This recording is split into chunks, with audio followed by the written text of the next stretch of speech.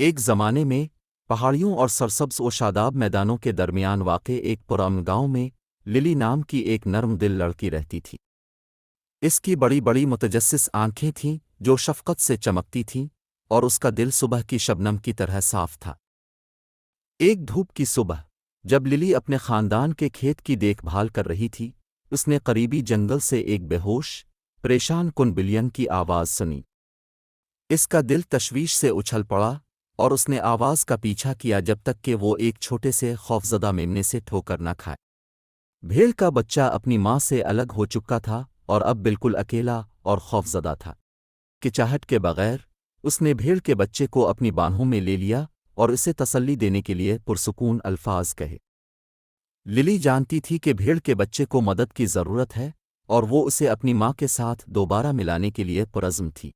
اس کی ہمدردانہ روح کی رہنمائی میں للی احتیاط سے بھیڑ کے بچے کو اپنے کھیت میں لے گئی۔ اس نے اسے کھلایا، نرمی سے غسل دیا اور اسے گرم رکھا۔ اس نے بھیڑ کے بچے کا نام بڈی اور رکھا کیونکہ اسے یقین تھا کہ وہ اب زندگی بھر کے دوست ہیں۔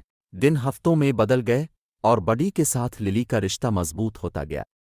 وہ اسے کہانیاں سناتی، گانے گاتی اور یہاں تک کہ اپنا کھانا اس کے ساتھ بانٹتی۔ بڈی بدلے میں اس کے خلاف نزلہ کرے گا اور اسے خوش دلی سے جواب دے گا۔ ہیرو کو دور گھاس کے میدان میں چرتے ہوئے دیکھا۔ وہ بڈی کو بازوؤں میں پکڑے احتیاط سے قریب آئے۔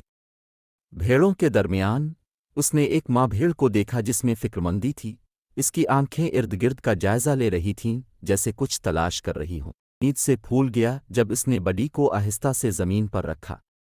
محتاط قدموں کے ساتھ بڈی ماں کی بھیڑوں کے قریب پہنچا، ہر قدم کے ساتھ اس کا دھڑکا بلند ہوتا جا رہا تھا۔ بھیڑ کی ماں نے سر پھیرا، اس کی آنکھیں حیرت اور مسرت سے پھیل گئیں۔ ایک دل دہلا دینے والے دوبارہ ملاپ کے ساتھ بڈی اور اس کی ماں خوشی سے جھوم اٹھے۔ للی کی آنکھوں میں خوشی کے آنسو بھر آئے جب اس نے اپنے سامنے دل دہلا دینے والا منظر دیکھا۔ وہ جانتی تھی کہ اس نے صحیح کام کیا ہے، بڈی کو اس کے خاندان کے ساتھ دوبارہ ملایا۔ للی کی مہربانی اور ہمدردی کا عمل پورے گاؤں میں پھیل گیا اور وہ اس لڑکی کے نام سے مشہور ہوئی جس نے ایک کھوئے ہوئے بھیڑ کے بچے کو گھر واپسی کا راستہ تلاش کرنے میں مدد کی۔ اس کی کہانی نے دوسروں کو جانوروں اور ایک دوسرے کے ساتھ احسان کرنے کی ترغیب دی، اور اس طرح للی اور کھوئے ہوئے میمنے کی کہانی گاؤں میں ایک پیاری کہانی بن گئی، ایک یاد دہانی کے احسان کا چھوٹا سا عمل بھی دوسروں کی زندگیوں میں بڑا فرق لا سکتا ہے، چاہے ان کی 2 ٹانگیں ہوں یا 4۔